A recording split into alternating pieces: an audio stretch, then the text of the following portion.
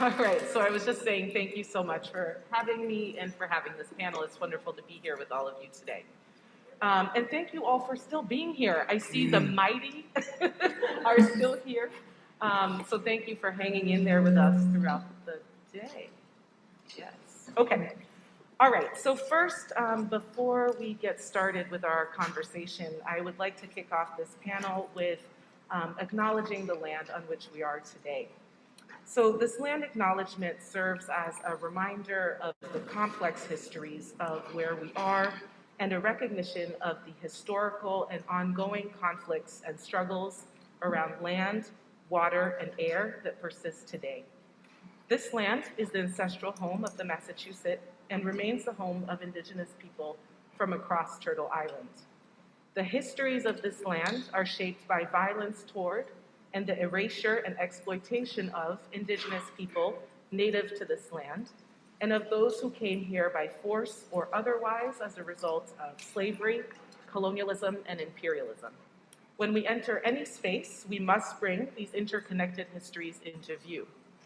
With this knowledge, we enter and meet here today in the hopes of creating a different, a more just, and more equitable world. So with that frame in mind, and with thanks to Professor Christina Sharp for the inspiration for this acknowledgement, please let me introduce you to our esteemed panel.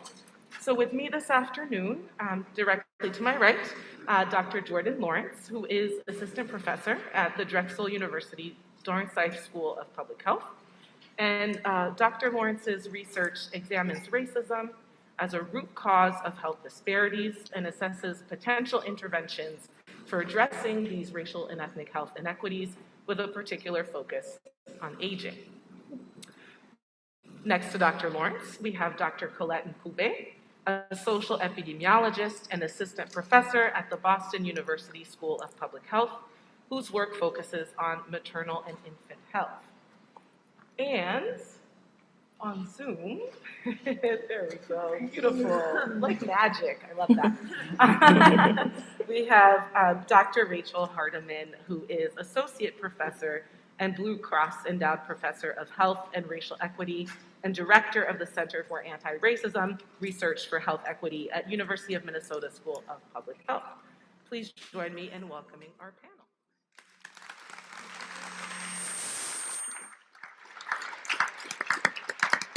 All right, so we've had a robust day of conversations, and in this particular session, we're going to specifically focus on how public health and medical researchers and practitioners can contribute to the national and local conversations on reparations from both a racial and health justice perspective.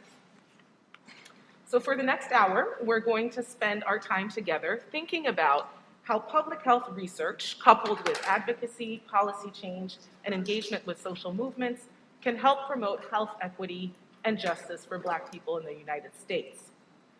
So I'm just going to start with some personal reflection, because for me and for many of the people from whom you've heard today, the topic of reparations is a personal one, and also a global one, right? Because anti-Blackness is a global phenomenon, and we must stand in solidarity across the diaspora to address it. So as an immigrant from Haiti, the first Black republic, whose people were forcibly removed from their homelands and enslaved, and whose resources were and continue to be pillaged, exploited, and destroyed through ongoing colonialism and imperialism, the topic of reparations by governments around the world that through their historical and contemporary policies, programs, and practices continue to benefit from slavery and colonial rule is both salient and pressing. Haiti's current economic and political strife and healthcare challenges are directly linked to the debt imposed by the French for the new nation's freedom and the military occupation and political machinations of the United States since 1915, all of which are rooted in fears and punishment for Black freedom and liberation. These historical, social, economic, and political injustices towards Black people in Haiti and truly around the world become embodied, as Nancy Krieger tells us, into health inequities. Here in the United States, the injustices that permeate the lives of Black people every day were further laid bare by the COVID-19 pandemic, which truly crystallized and magnified the pronounced social, economic, and healthcare inequities that stem from slavery, Jim Crow, and the myriad interconnected ways in which racism has been and continues to be structured and institutionalized in all of society's systems, institutions, and practices, and that undermine the health and well-being of Black people today. So in this context, the discussion on reparations and health equity and justice, which began in the post-Civil War period during Reconstruction, has been reignited. And this is where the work that all of you are doing comes in. So with that, to get us started, could each of you please introduce yourselves and tell us a little bit about the important public health work that you're doing at the intersection of structural racism, racial justice, and the health of Black people across the life course. Dr. Lawrence. Yeah, thank you, Madina. That was a beautiful framing and setting the stage and setting the tone for this conversation, and thank you for a beautiful introduction. So I'm Jourdyn Lawrence. I am junior faculty at Drexel, and my work primarily investigates how racism is embodied to affect health and contribute to racial health inequities, especially thinking about the health and well-being of Black folks. If we know, based on how society has been structured, the histories that we've all discussed throughout the conversations we've had today, it's not just the ability to grow, or not when we think about older Black folks, but also the ability to grow old, knowing that Black folks often suffer from premature mortality at higher rates than other groups. And also within that work, so it's thinking about how both individual and structural racism kind of contribute to the embodiment that contribute to racial health inequities for Black people. And then also thinking about, well, given the skill sets that we have and the methods that we have access to and the trainings that we have, how can we use those skills to think through social policies that push us past what is currently seen as politically feasible and into the worlds that we want to reimagine? And I think that's where the reparations work that we do comes in that this is, I think, as we've heard time and time again, a very politically charged conversation or something that folks think is very extreme, but it is something that gets us past some of the race-blind policies that have been enacted and starting to think through something that is more race-conscious and intentional with the goal of achieving, or beginning to achieve, racial health equity, I should say. Excellent. Thank you so much. Colette. Great. Thank you so much, Madina, the organizers. Thank you, everyone who's here, who was here earlier. Thank you for the opportunity to be here. My name is Colette. I'm an assistant professor of epidemiology, BU School of Public Health, as was mentioned. And I study the social and structural determinants of racial and ethnic disparities in perinatal outcomes. So with those perinatal outcomes, those might be, for example, preterm delivery, severe maternal morbidity. And I'm interested in those primarily. One, for example, if we look at preterm birth, infants who are born earlier are more likely to die in the first year of life, and that was highlighted by earlier panelists and just how wide the racial disparity is in infant mortality. So we're kind of interested in it or concerned about it because of that, but also because the individuals that are born early and live, right, are more likely to have other complications as they grow older. Additionally, I'm interested in outcomes like severe maternal morbidity or what might be called complications of pregnancy, because I personally believe that no mother should die during pregnancy or labor and delivery. And so in order to hopefully do work towards preventing those, or even those near misses, what we might call near misses, those individuals who almost die during labor and delivery, I think that's work that I want to tackle. And my work primarily is shaped by various theoretical frameworks. I'm, as I mentioned, an epidemiologist, but also a social epidemiologist. So it's this intersection of theory and the quantitative. And that's theory around the life course, thinking about health from this life course perspective and not only thinking about the health of the individual, say, during pregnancy. And then also thinking about, for example, I guess, the structures and the social systems that exist and that we operate in and how those might shape health. So that means looking at and critically examining critical periods in life or sensitive periods in life. right? Also thinking about how advantage or disadvantage can accumulate over the life course as well. And also just thinking about or contextualizing where and how health-related behaviors occur, and thinking about interventions or maybe hypothesizing and simulating interventions that might be at the structural level with the belief that those will be more impactful, those will have more lasting impact, right, than focusing on only the individual health-related behaviors, which are important as well, but are contextualized. So that's my work. Excellent. Thank you so much for that overview. Dr. Hardiman. Hi, everyone. Hello. I am so sorry to not be here in person with you all today. I was actually in Atlanta and on my way to Boston when COVID threw a wrinkle into my plans and required me to get home and care for my daughter because all of the family that usually holds space for me while I travel are sick with COVID. So FYI, pandemic's not over. So as you've heard, I'm Rachel Hardeman. I'm the Blue Cross Endowed Professor of Health and Racial Equity at the University of Minnesota School of Public Health. I'm also the founding director of the Center for Anti-Racism Research for Health Equity. And just as important as these titles are to me, my title as a mom, as an aunt, as a wife, as a daughter, and a sister are incredibly important to me as well. I identify as a Black scholar and thought leader that's leading the work of anti-racism in a predominantly white institution that sits on the Dakota lands. And the goal of my research is to manifest racial justice so that all women and girls, but especially Black women and girls, have the opportunity to live their full greatness and glory. And I believe that reparations is a critically important part of that pathway to get us there. So I've built my career on identifying, understanding, and measuring structural racism in partnership with community organizations, community leaders, healthcare providers, policymakers, and advocacy organizations.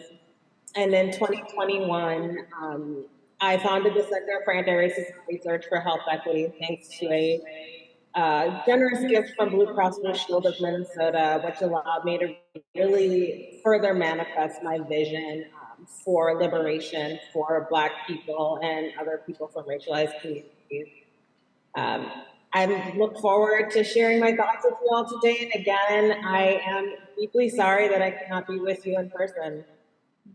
That's okay. We absolutely understand. And you're right. The pandemic is absolutely not over. And we've heard today how, and we've seen how it's taken a disproportionate toll on Black communities, especially poor Black communities. And actually, Rachel, in your work, I wanted to talk a little bit about your really important article in Health Affairs where you called for additional research to measure both historical and contemporary structural racism, and to think about empirically to try to model the complexity or address the complexity of how structural racism has impacted health inequities for Black people throughout the life course. So why don't we start there in thinking about how can we, or what has been some of the innovations that you've seen around measuring structural racism in the past couple of years? I could talk all day about this topic. I feel like I am going to retire still working on the measurement of structural racism because it's a lot. It's huge. It is, I think it's an urgent public health issue, but one that is going to require a lot of innovation, a lot of creativity, a lot of the best and brightest minds from a bunch of different disciplines to get into. But to your question, we have seen the field evolve certainly over the past probably 5 to 7 years. But before I even talk about that, I think it's important to be clear that we wouldn't be having the conversation we're having today. I wouldn't have been able to write the paper that was published in Health Affairs if it weren't for the scholars that came before me, particularly David Williams' work and, creating the everyday discrimination scale, which was incredibly important for its time and really began to push the envelope. And so I think it's important to sort of acknowledge that we've taken these steps along the way. And what we talk about in that article is really that we have an opportunity to move that work even further forward, right? So thinking about the geographic context, the historical context, the community engaged ways that we can develop measures of structural racism that have the potential to inform policy in a lot of critical ways. I'm happy to dig into it more, but I don't know how much detail we want to go into right now. Okay, that's great. Thank you so much. Other Yeah. thoughts about this particular issue, Jourdyn or Colette?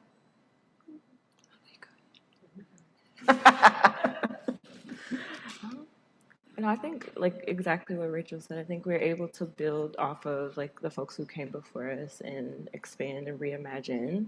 And especially like in that paper, just thinking beyond single institutions and especially thinking about how they are connected and how important it is to figure out how to model and operationalize that if we are going to use this as evidence for policy or social change or even create things that are useful to folks who are not in the academic space. So I think that's all, just echoing exactly what you said. I would also add, thanks, Jourdyn. I would also add that I think being able to capture the multidimensionality of structural racism is incredibly challenging. I get to work with incredible minds like Dr. Bert Chantarad and others who are trying to kind of tackle that issue and using innovative, methodology to move that forward. And I think that piece is really important as we think about, policy and reparations policy in particular, because we know that structural racism isn't operating in a single domain, right? It's not just happening in one space.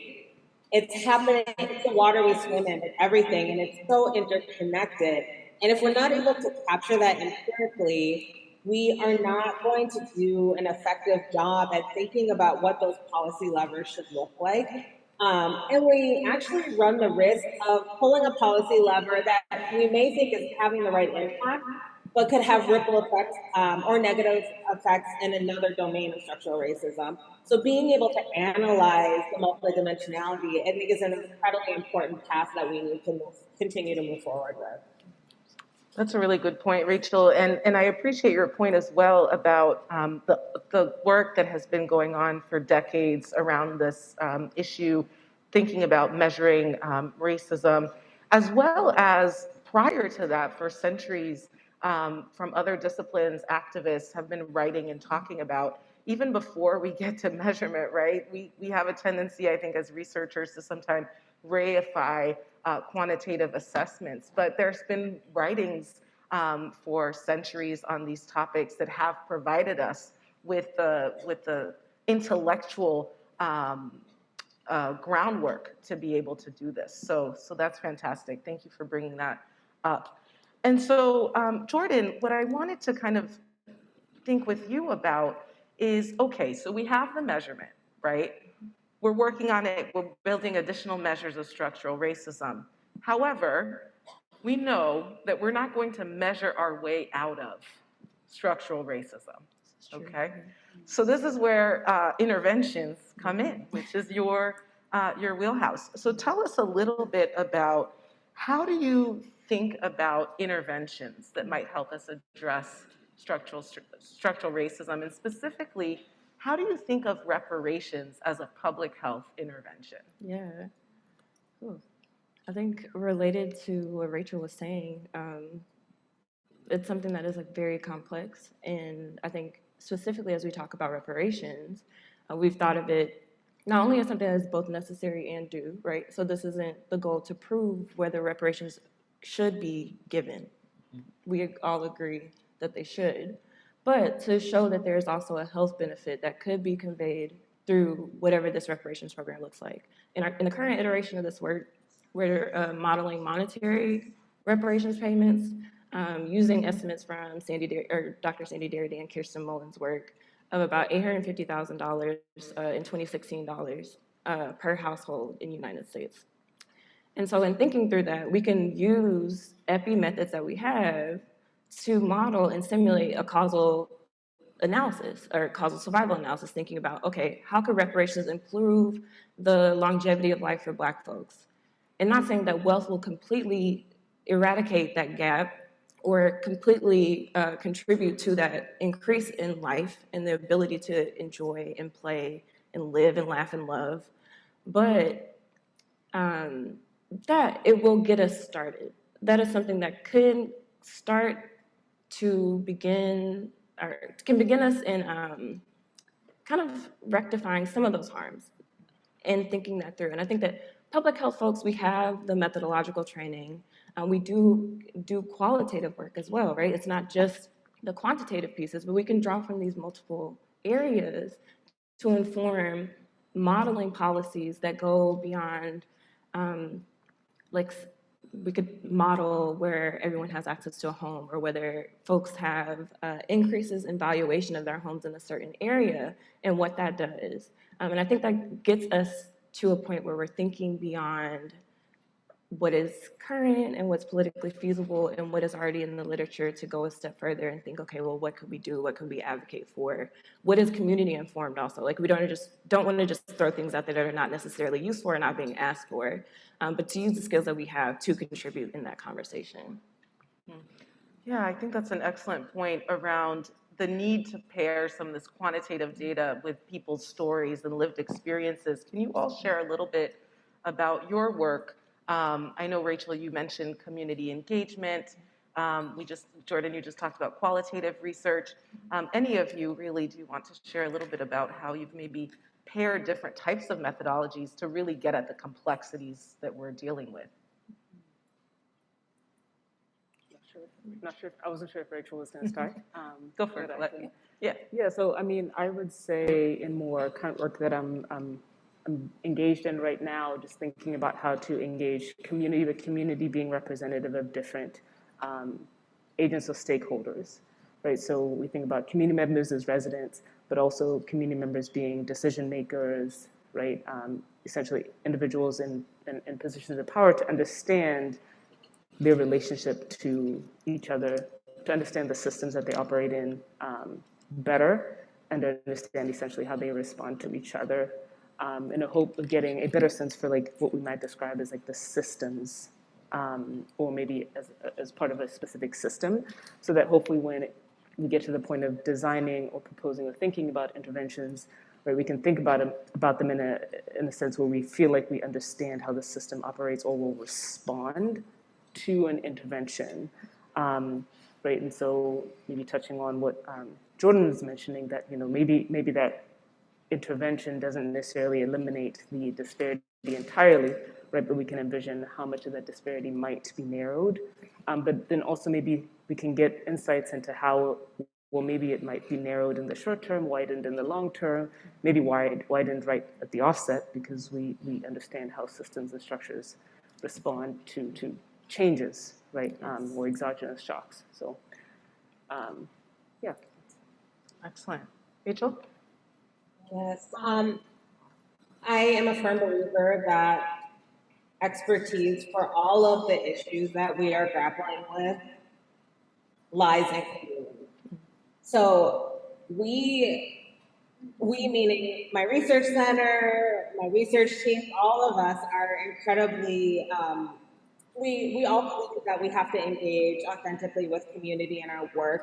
And that can look different depending on the research project, right? So in some of those projects, the methodology calls for qualitative work where we are engaging deeply with community and getting feedback along the way and building our ideas and our research questions and interpreting our findings alongside community.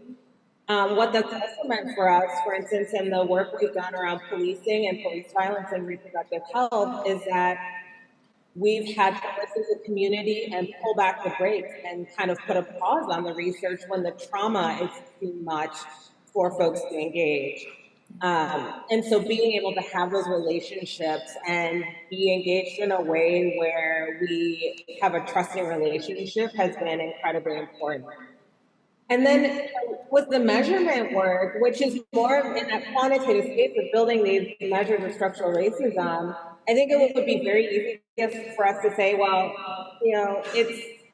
it's quantitative, it's complicated, we don't need to involve folks who don't have PhDs in that work. And we've actually done the exact opposite of that and have had some incredible community conversations with folks about our multidimensional measure of structural racism, where they've given us feedback. And while they may not care about latent class analysis and how we build the measure, they certainly have thoughts and ideas on what else should be represented, what's missing, how it might be used. And that's led our team to really think carefully about data for action, data for community action, and building out measures of structural racism that can be used for those of us in the academy who want to do regression models and things like that, but also creating something where a community organization, a community leader, a policymaker, or just whoever off the street wants to engage with us and engage with our website to answer the question of how racism is operating in their given space. That's fantastic, absolutely. The partnerships with communities is critical, and I loved how you said that you start there, right? That's ground zero for you and others, which is so impressive in the work that you do. So I have so many questions because you all said so many brilliant things. But I am going to see if I can focus a little bit on the issue of interventions going back to action. So Rachel, you told us you're really working with data for action, right? So one of the things that we sometimes see, and there was a question about this earlier, what happens when critically, purposefully critical ideas become mainstream, right? So what happens when things, and we've seen it with things like intersectionality over time, kind of the watering down of the critical edge and the focus on structural inequities to kind of this, neoliberal approaches that focus on individual identities, right? So what happens when ideas like reparations, potential interventions like reparations go mainstream? What are some of the risks in that? And how can we make sure that as an intervention that we're thinking about for health equity and justice and ultimately, liberation, that it retains its critical edge, right? And doesn't get watered down to the point where it's just a talking point. So yeah, thoughts? Just on that. I guess I could start. Yeah. I think it's something that we've heard throughout and I think other folks have raised this question, like as you said. I think Collette wrote a little bit about this, or a lot, not to minimize her work, but that like we run the risk of health equity tourism, and that folks who haven't critically engaged with the work previously then come in and water down the information that's available to folks, or don't contribute in the ways that folks who have had the experience, the expertise, the time, whether that be in the academy or otherwise, right? Because experience and being an expert in something doesn't require you to be within an institution. I think a way that we mitigate that, or hopefully avoid that fully, but is to center and honor the folks who have been doing this work, as folks throughout this symposium have. And knowing that, like myself as a researcher, there's only so much that I myself feel comfortable contributing to this conversation. And if it is outside of my realm, it doesn't have to be me. And I think that's something I've learned from Dr. Brittany Butler, and it's something that we talk about often. I do not have to be the person. I can play my role, I do my part, and then I use that in the ways that I can, but I never want to go beyond what is mine and like that little bit that I contribute to this larger movement that has been going on well before me and hopefully will continue well after we all like transition. Yeah, no, I agree. And building off of what you said and what others have mentioned, I think it's important as well to acknowledge the work that others have done in the space. So I like how earlier when Rachel started, she talked about the work of David Williams and how essentially her work builds off of that, but also others in the panel earlier just mentioning that maybe they are the newer voices, quote unquote, in this topic, but there are others who've been doing this work for decades, and essentially acknowledging their current and active role or being intentional about ensuring that they, assuming they want to continue to be active and engaged in that work, also spaces created for them as well as spaces created for the new voices. And just, I think, the acknowledgement of what has been done, what is being done by those that have done it longer, and acknowledging and creating space for those that want to engage in it now, not in a touristic way, but creating space so that others who are just new to it and are excited, right, about the work can be engaged, but not disconnected from the past. I would just add that I completely agree with both responses.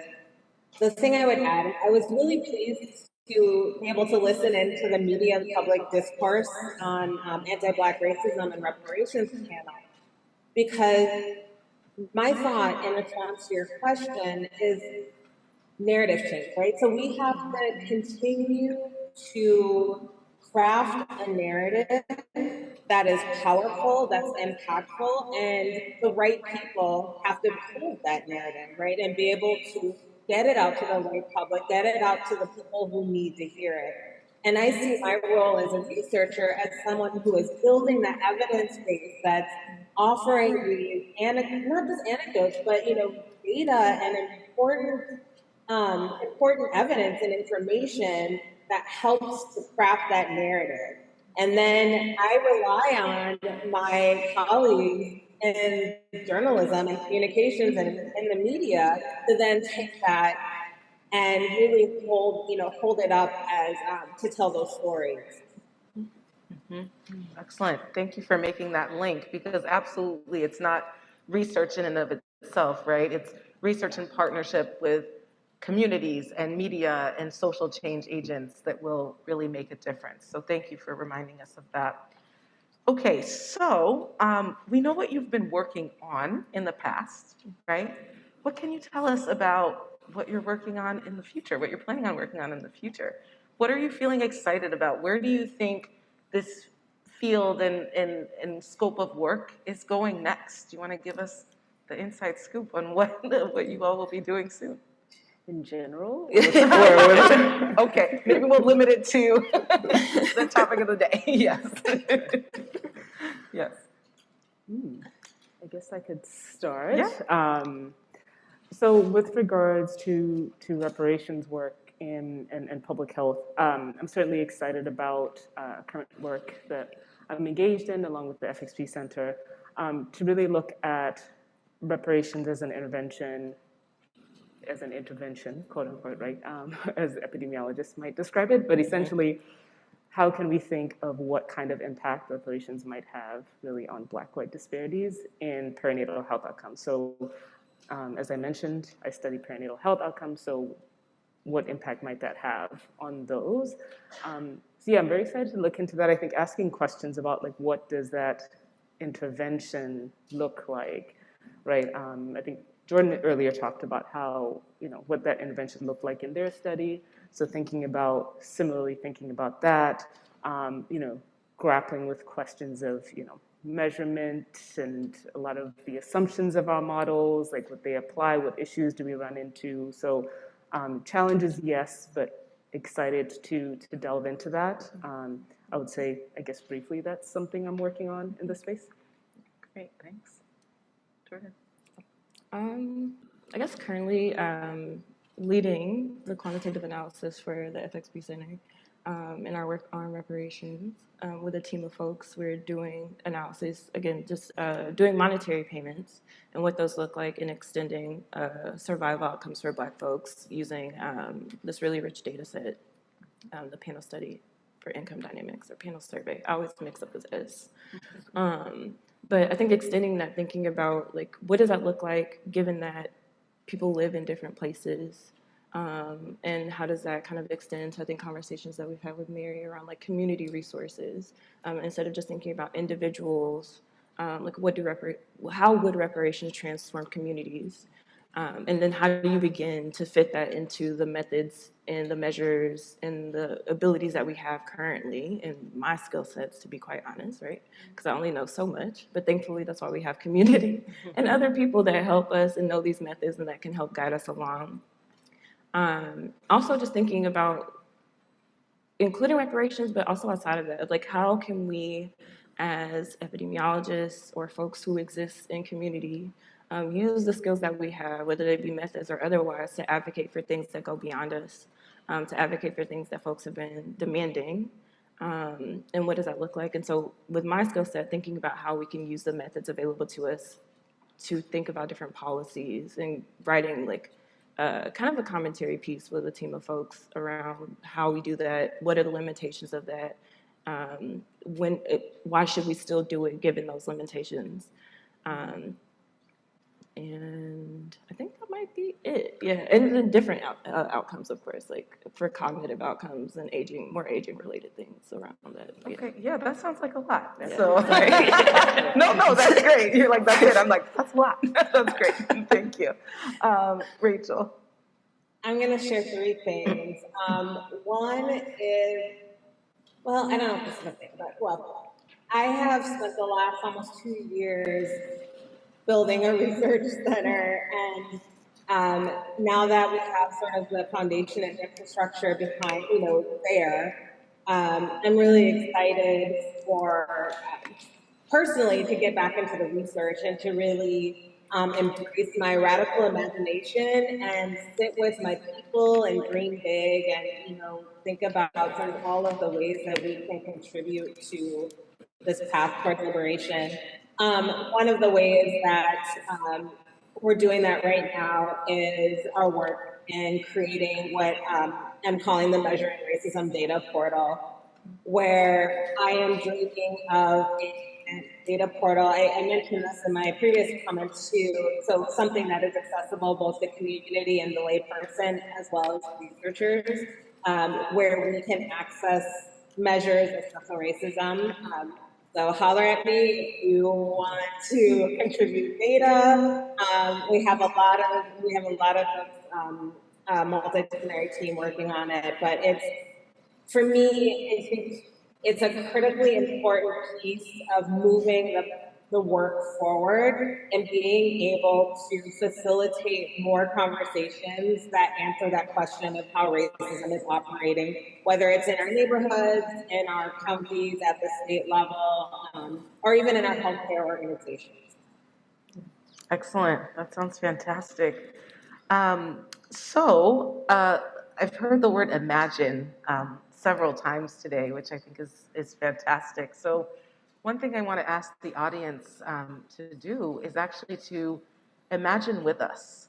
So I'm going to ask the panel as our last question before our Q&A to share one thing that they think public health researchers, public health practitioners, medical researchers, medical practitioners, and students can do to advance dialogue and action related to reparations and health justice for Black people locally, nationally, internationally. So take 1 minute to imagine for yourself what you might do in the next week, 2 weeks, month, 2 months, year, to move the needle a little bit in the right direction. So as you do that, and I'll let you, take it in, process for yourself, and actually write it down. That can be helpful. There's power in putting pen to paper, Yes. right? Yes. So anyone on the panel want to share one thing that either you've done or that you would like to do in this realm to make a little bit of a difference?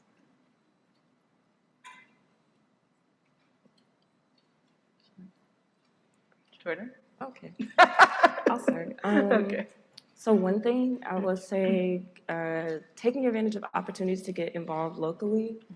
So thankfully at the center we have Amy, who has been able to guide us towards opportunities to use both our lived experiences as folks who lived in Boston. I no longer live in Boston.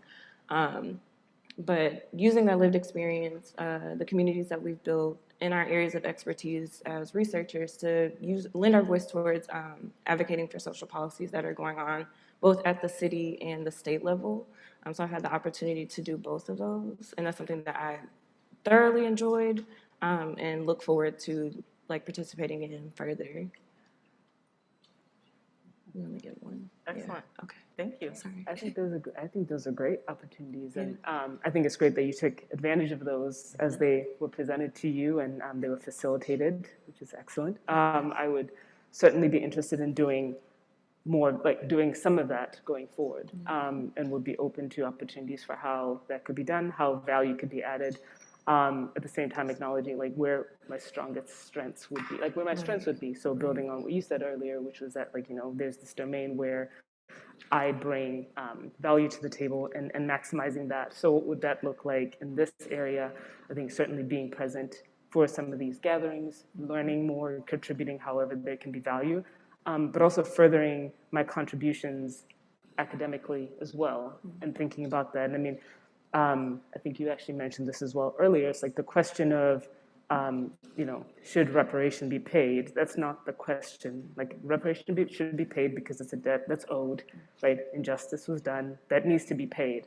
I think as health or public health individuals, the question is what implications might that have for health, for population health, right? Which is where, what I'm interested in being able to think about, maybe develop some, models about informing what that might look like, maybe contributing to developing models about, okay, well, maybe we should factor in X, Y, and Z and what responses they might be, right? So I think that's somewhere where I would love to continue to add value in this area, and hopefully that's something, as was mentioned earlier in some of the other panels, they're referencing data that are produced, they're referencing this information, and so participating in the production of this what would hopefully, right, be quality information that they can use to advance that agenda around reparations and its implications for health will be something I would love to do. And this kind of ties into, it's a little long-winded of an answer, but it ties into something you asked earlier, which made me think about, even though reparations it affects wealth, right? I mean, it's around, it affects individuals, families, wealth, and we're hoping, right, that obviously that then affects health, right, which is why we even care about it. And certainly there's a lot of evidence around you can't really separate health from resources, as was described by Mary Bassett and Sandra Goulet in their paper, right? But then also we have to think about that the assets have been addressed, which are shaped by structural racism, but structural racism is also multidimensional, as Rachel mentioned. So you have this influx of wealth. What does that mean for engagement with other social systems, right? And how essentially what benefit is received and what benefit is potentially lost as the system adjusts, right, to maintain what is already otherwise a system of racial hierarchy, right, supremacy of certain races, right? Those structures still remain. Those are not changed by an influx of wealth. Right, they may in the long term be adapted, but what does that mean for potential impact? So those are things I think about, would like to continue to think about, and hopefully can be of value here. Excellent, thank you. And hopefully some members of the audience can join you in thinking about these important questions. Rachel, did you have one thing? Yes. Oh, one thing. Okay. Just one. I might do two. Sorry. Okay, if you must. I mean, I think the immediate thing and the most obvious thing we can all be doing to engage in this is to go vote next week, right? Oh, yes. So please do that. But I think for me, one of the things I think a lot about and try to do every day is just create space and also create the resources or offer resources for Black brilliance to emerge. I think there are so many incredible minds out there who are doing such innovative work, and I really see one of my roles as making sure that I can support that in any way that I can, whether it's recruiting them to come work on my team or figuring out how to get someone, statistical software, whatever it is. I think we need to intentionally invest in this next generation of scholars who are just brilliant, and I'm really excited to see what comes from all of that. That's beautiful. Thank you so much. Excellent. Okay, so I think we have 10 minutes for audience questions. Oh, yes, applause. I'm seeing some people applaud. Yes, applause. Excellent, excellent contribution. Thank you. Thank you for leading us. Yes, we'll take your question. Hello, thank you all so much. I really enjoyed the panel.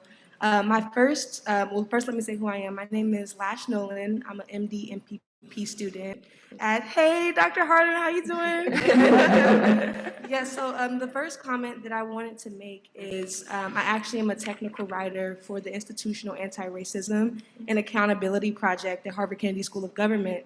And we actually have an online portal where we take different papers that have come out and related to race, anti-racism work. And as a technical writer, my job is to translate it into a one-pager that's accessible to the community. So Dr. Hardiman, I love the idea that you have in making all of this research more accessible, and just wanted to offer that as a resource. We'd love to connect and let you know what that's looked like for us over at the IRA Project. I would love to chat more. Thank you. Yes. Good to see you. Good to see you too. And then the question that I had is, we talked about payments for reparations, but I'm wondering from the research perspective, how do you all feel about community members serving on NRBs? Also thinking about doing report outs when we have different research projects that include community input, and making sure that research gets back into the community, making sure that NIH grants have some type of an equity quotient or something like that to think about different proposals that are coming forward. I'm sure you all have thought about this because I'm seeing a lot of nods. So just wondering how you're thinking about that and spreading that to other folks as well. Yeah. Excellent question. Thank you. I'll let Rachel start if you. Rachel, do you want to start? Sure. I mean, I think there's a lot we can talk about here. And even in the past couple of years, I've learned a lot about how grant dollars flow into academic institutions and often stay there, or we spend a lot of time trying to get that money out into the community. And I would love to see NIH, I would love to see a lot of our funding institutions get really thoughtful and creative, right, about how grants are made, and maybe even not make them to our academic institutions, and think about ways to put money directly into the community, and then have the community seek out who they want to work with.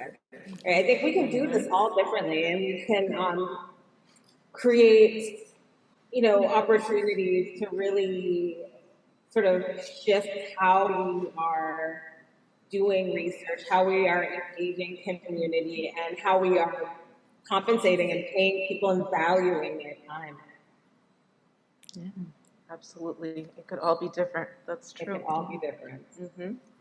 Other thoughts? I think all I have was just yes. I think those are community is a very critical part of, especially the work that we're talking about, with very real implications, and is built off of the work of community. This isn't an idea that came out of an institution, but through folks who have been thinking about fighting for reparations in many forms. We specifically talked about monetary payments, but there are folks who think about also policies and other forms of investment that don't go through individuals.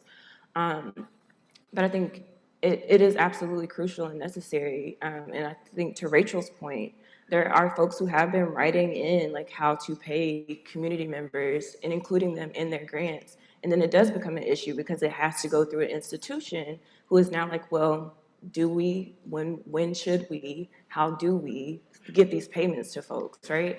And so I think that is a very huge barrier and something that we do have to grapple with and advocate for, and be very firm in all of it. Yeah. No, I agree. The only thing I would, I guess, add is like, well, two things. One would be the time component, so the impact of on the community, right, around capacity, the ability to engage, and then also the genuineness of the engagement with the community.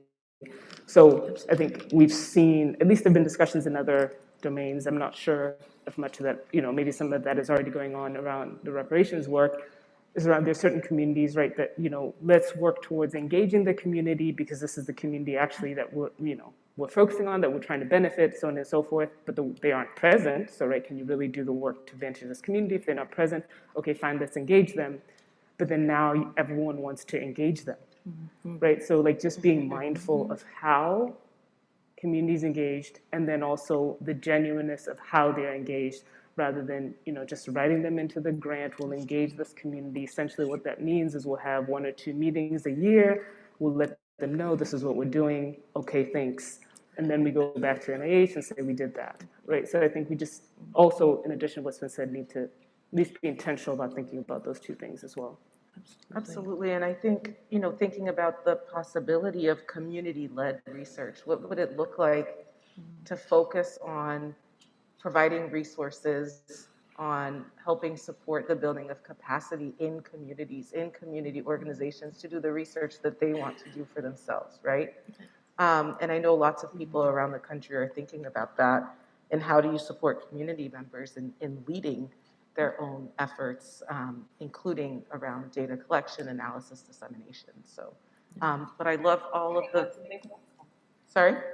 Oh, I was just going to add to that. I love that idea. And I think one of the things that we also need to think about with that is ensuring that those organizations have an operating budget or contributing to their operating budget that will help facilitate the research work, right? So I've had so many partnerships with grassroots organizations, community organizations, where the research dollars are not enough to be able to keep the doors open and keep the work moving and do the research, right? And so I think we have some opportunities to invest in very real ways that could facilitate sort of both.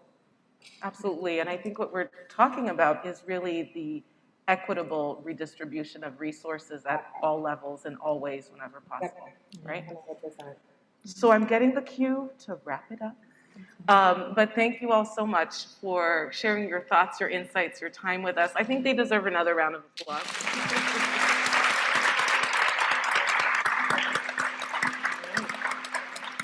Thank you all for your attention.